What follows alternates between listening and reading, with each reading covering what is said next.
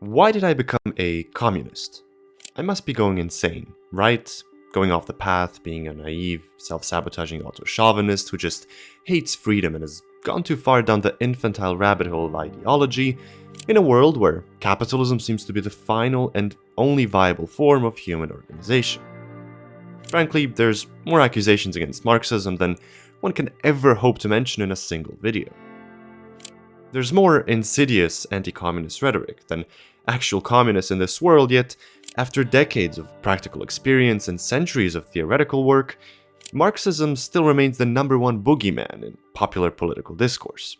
A boogeyman that very few know absolutely anything about. It prevails as the perfect synonym for naive, infantile, envious, irrational, dystopian political extremism that threatens everything you know and love and inevitably descends society into the deepest depths of hell. This video's aim is not to bother you with the basics of Marxist theory or debunk every single anti-communist catchphrase out there. No, all that has already been covered plenty of times, so what I will do is talk about why, despite the mountains of harsh accusations, I still became a communist. I'll make sure to point you to sources that go into a lot more depth, thereby letting you know that none of your grievances and concerns have gone unaddressed. So keep that in mind. Every single gotcha question catchphrase you may have encountered and might be using as rhetorical ammunition against communism, every single one of them has already been answered, refuted, and disproven well over 100 years ago. All you need to know is where to look for the answers. What I really strive for with this video is the following.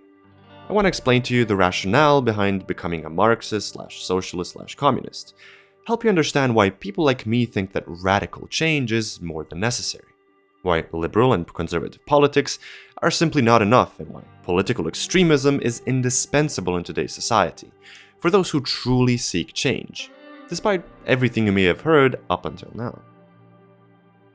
So, all in all, here are 7 concrete reasons why I became a communist, and why you should too. Along the way, I'll offer you a bunch of resources for further reading, watching, and listening in case you're interested. So, starting with number 1, Marxism is the only tool that gives you a transparent, profound, scientific understanding of the world around us. Compared to all other political ideologies and philosophies, Marxism is the only one that is based on a scientific analysis of the world around us. This, of course, may sound like a stretch, an obnoxious and arrogant thing to say. But don't take my word, just observe and compare. Having personally engaged with people of various political beliefs in all possible contexts, I've come to gather a pretty good idea of the principles that guide them. Compared to conservatism, fascism, nationalism, and liberalism alike, Marxism is the only doctrine that offers an uncompromisingly transparent, objective, complex, and nuanced analysis of history, politics, economics, and everything in between.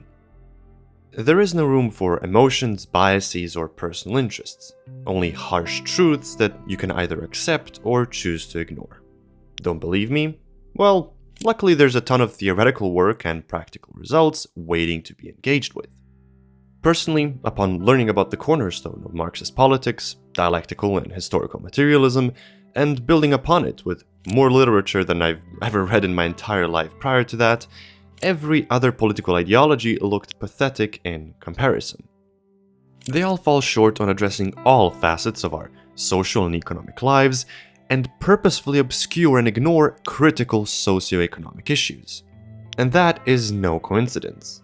Marxism is the only one that addresses political economy in all of its depth and nuance, and offers insights that no other ideology can or will, because it works actively to initiate real progress, compared to all others whose goal is to maintain the current system in one way or another. All you need to know to come to this conclusion on your own is to honestly and profoundly engage with the Marxist doctrine. Not by listening to recycled catchphrases recited by charlatans, openly financed by big business, but to talk to actual Marxists for once. And, most importantly, sit your ass down and read. Looking back at the time where I used to flirt with conservative and liberal ideas, all those assumptions and conclusions are fundamentally deceptive, intellectually dishonest, and completely uninformed. And there's no shame in admitting that I used to believe them. There's a whole mountain of quality, nuanced historical and socioeconomic analysis ready to be discovered. Only if you're ready to challenge everything you've been taught about the world around you, and frankly, deprogram yourself from the way of thinking that's been imposed upon you from the day you were born. Yeah, I know it's a lot to ask, but if you think you're ready to give Marxism the benefit of the doubt, here are some recommendations for properly engaging with the ideas of Marx, Engels, and Lenin.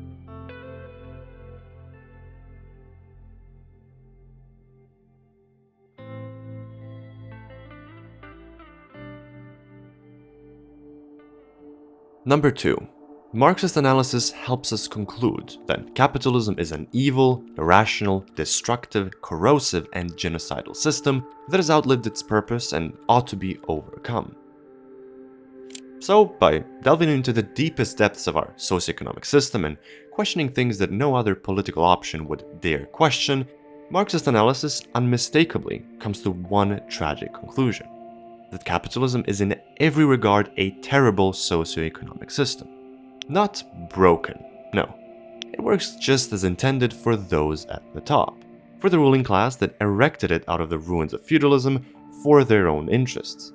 And for the rest of us, well, despite the skillful whitewashing, greenwashing, and rainbow washing of capitalist reality, we've had the pleasure of experiencing extreme inequality, wage labor and exploitation, poverty, economic instability, depressions and recessions, food insecurity, structural violence, epidemics of preventable disease, imperialist wars of conquest, fascist dictatorships, colonial plunder, superexploitation, child labor, patriarchal domination, alienation, mental illness, homophobia, racism, misogyny, xenophobia, and the list just keeps going.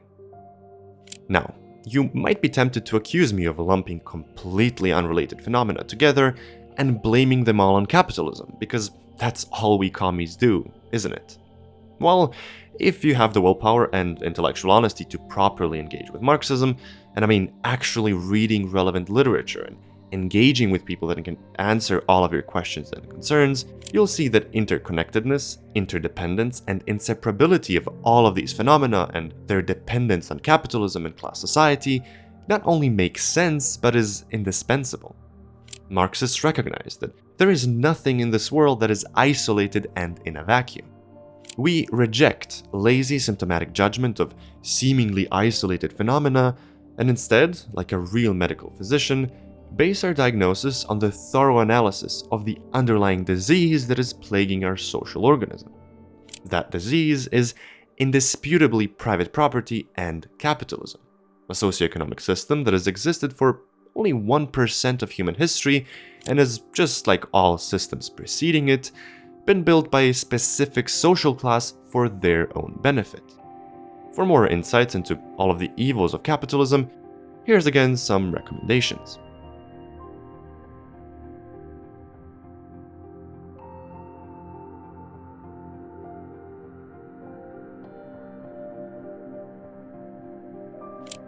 And yes, of course, capitalism has had its progressive role in history. It has done humanity the service of universal industrialization, urbanization, and increase of living standards, albeit at a huge cost.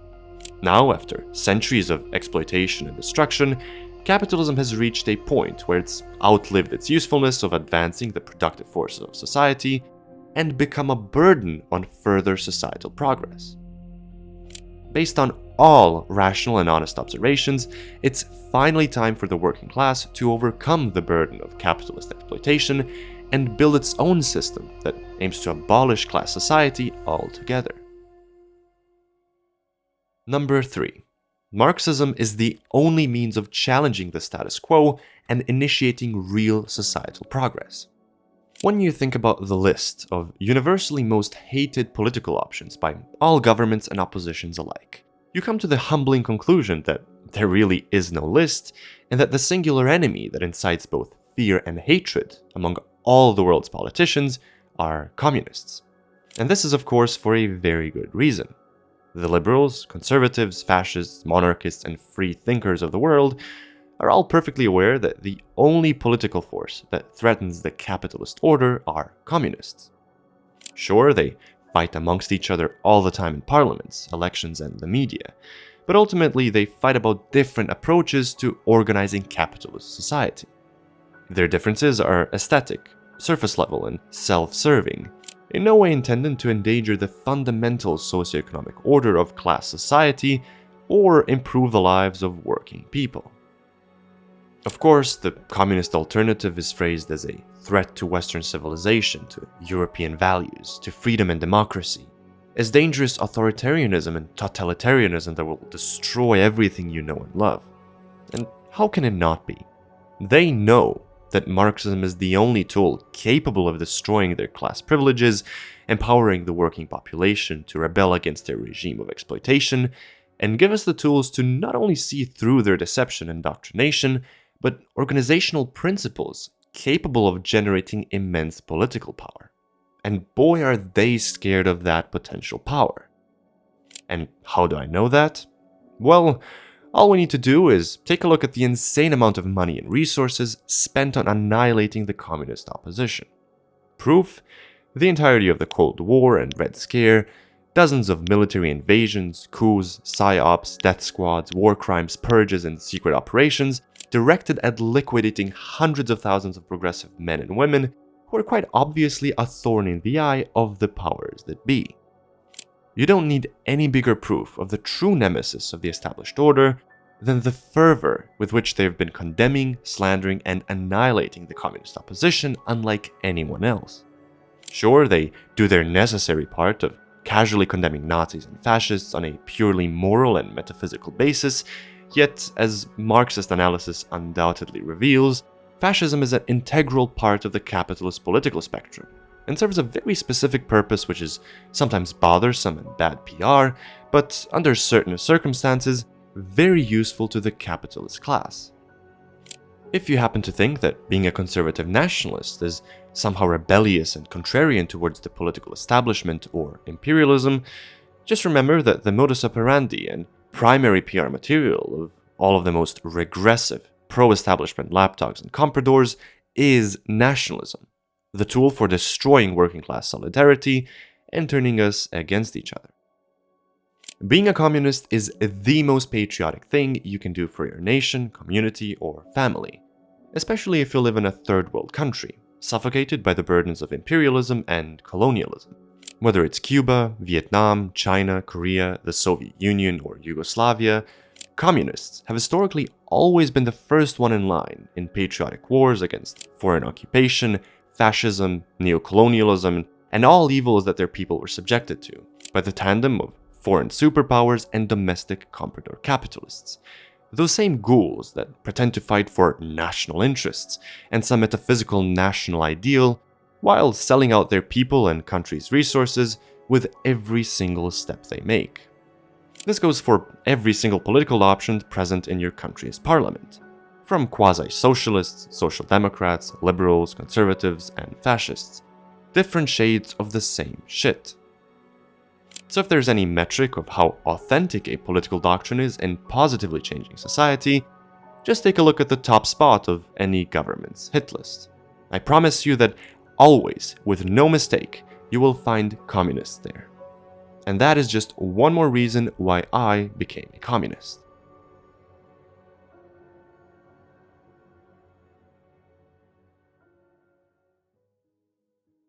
Number 4. Historically, all progressive advancements have been brought about by communists and radical progressives. The fourth reason is pretty much an answer to the burning question that remains after answering the first one. Why exactly do capitalist governments invest so much energy in suppressing revolutionary upheavals? I mean, sure, because they endanger the status quo, but isn't revolution dangerous adventurism that unleashes even worse horrors of totalitarianism and government control? Well, once we take a look at the incredible achievements of revolutionary organizations and governments throughout the 20th century, the fear of the senile, impotent, and ossified powers that be becomes clear as day. Revolutionary practice in general has allowed you, dear viewer, to enjoy many comforts and benefits that you probably take for granted. Benefits which would in no way be allowed to exist had it not been for the relentless class struggle fought by Marxists for the working class. To name only a few examples, the 5-day work week, 8-hour working day, the abolition of child labor, sick leave, maternity leave, paid vacation, including all other workplace protections and regulations, but also many national holidays like Women's Day on the 8th of March and Labor Day on the 1st of May, have all been fought for and won as concessions from the powers that be by none other than communists. If you're a woman, person of color, or part of the LGBTQ community, I hate to break it to you, but communists, and communists alone, have been the ones who've fought tooth and nail to win you the right to be a free human being and equal member of society. To vote, own property, have a bank account, and attend school without the approval of your husband or slave owner. And this is exactly why the ruling class despises communists, Marxists, and socialists, however you want to call them. Because Marxism is the political weapon that has been taking away their power, their economic and political leverage, by emancipating and empowering the victims of capitalist exploitation, whose subjugation has been satiating their fat appetites. Moreover, communist revolutions have happened across countries of the imperial periphery, i.e., the victims of century-long colonialist and imperialist bullying, superexploitation, terrorism, plunder, and genocide. Through heroic national liberation and social revolution, the peoples of Cuba, Yugoslavia, China, Russia, Vietnam, Korea, and many other nations have achieved unprecedented and unimaginable societal and economic progress throughout their very brief socialist experiences.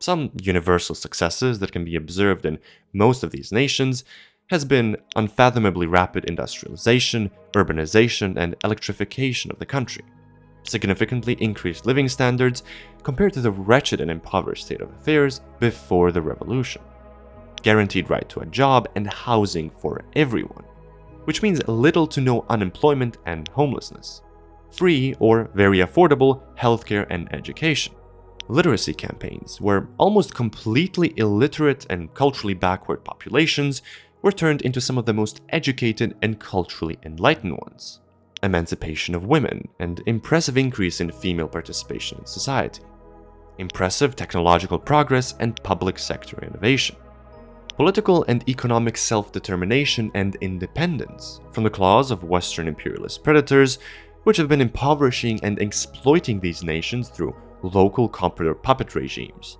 often in the form of quisling fascist dictatorships. Ownership and autonomy over the use of national resources and industries, which used to be mercilessly extracted for the needs of the core of capitalist imperialism, and which could finally be utilized for the well-being of the local population. And this list also keeps going. Now, does this sound impossible to you? Like an unreachable pipe dream of false promises and BS? Well, that's no surprise, considering the amount of energy and resources spent on obscuring, hiding, and dismissing these very achievements while regurgitating the same old, rather dystopian verses about the supposed horrors of communism. Nobody claims that former socialism was perfect, by the way. Far from it. Marxists are very open about the mistakes, flaws, shortcomings, and crimes of former revolutionary governments. This ruthless self-criticism is literally the guiding principle of Marxist thought. Yet to deny the unfathomable progress and success of revolutionary governments in the time frame of only a few decades, compared to the suffering and poverty before the revolution, is intellectually dishonest to say the very least. At the same time, comparing these initially backward, underdeveloped societies with the global superpowers of colonialism and capitalism, which accumulated their capital and riches with the destruction and destitution of the rest of the world, is self-evidently ludicrous. Compared to the USA, the world's wealthiest and strongest capitalist superpower, which hasn't fought a single international war in its soil or had any foreign occupier, the USSR came very close to surpassing them in basically every single aspect of existence in only a matter of a few decades of revolutionary practice, despite its insanely harsh starting conditions and many political drawbacks.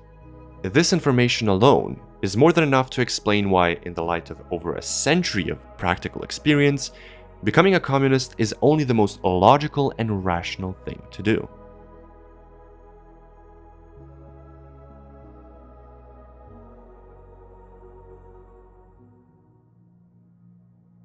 Number 5. All Red Scare anti-communist propaganda has been debunked, refuted, dismantled, and demolished by mountains of intricate theoretical work and, most importantly, actual historical experience. Now, if we consider this inescapable mountain of practical evidence that shows us that Marxism is far from just a utopian ideal that merely works on paper but not in practice, and the previously explored sabotage and destruction of this progress, and the bathing of its vanguard in blood, I think it should again come as no surprise that anti-communist rhetoric, including century-old arguments, gotchas, catchphrases, and talking points, would be as prevalent and popular as they are. 500 trillion victims of communism, human nature, destruction of family values, lack of innovation, totalitarianism, personality cults, secret police, artificial famines, poverty, and a million other accusations that I myself used to eat for breakfast and think I'm being smart, unlike those naive communists who haven't thought of something as basic as human nature. Well, it happens that every single one of those talking points has an articulate, detailed, and lengthy response that proves just how silly and naive they are. Once again, all it takes to come out of the anti-communist echo chamber is to properly read history and talk to actual Marxists. Many of us, including myself, had to go through the phase of having all these questions and concerns answered to us. Once you engage with them with a bare minimum of intellectual rigor and honesty, there is no reason why you can't find an answer to those questions. All you need to do is know where to look and who to ask.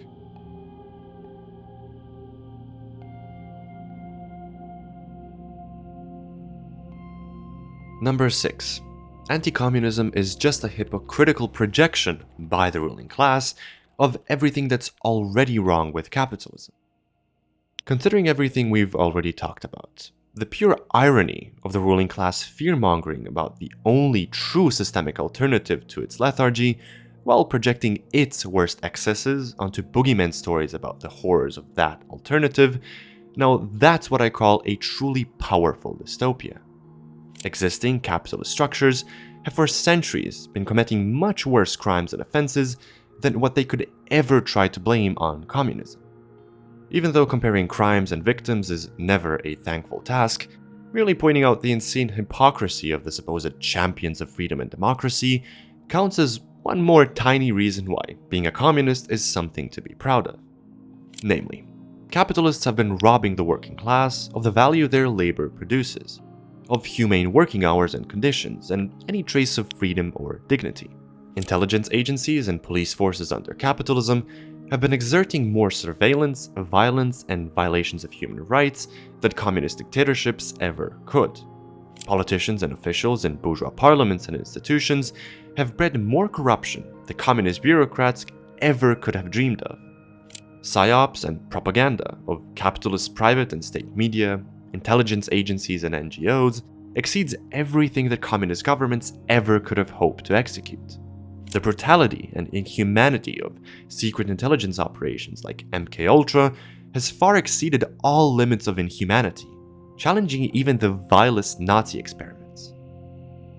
The US military-industrial complex and organizations such as NATO have committed more war crimes and genocides than all former socialist states combined. The prison system of countries like the USA have incarcerated, dehumanized, and enslaved more innocent people than Soviet gulags ever managed to in their very brief existence. None of this is, of course, to say that communist governments have been angels. Far from it. What tips the scale in favor of them, however, is the fact that revolutionary creations, as brutal and unforgiving as their methods can be, due to the sharpening of class conflict, have nonetheless strived for societal progress and improvement for the benefit of every working man and woman. While the capitalist class has been using the brutality of state power to reinforce the order of class society and sanctify their right to private property at the detriment of the vast majority of people, the working class has briefly managed to utilize that same state power to reverse the roles and wage class warfare against the bourgeoisie and their sympathizers, in the form of one-party rule, expropriation of private property, vengeful incarcerations and executions of fascist collaborators, and so on. In this violent process, the revolution has swallowed both the guilty and many innocents. And there have been, of course, many political mistakes, unnecessary brutalities, plenty of avoidable antagonization and alienation that resulted from the misuse of state power. All of these are, of course, both condemned and extensively analyzed by all Marxists alike.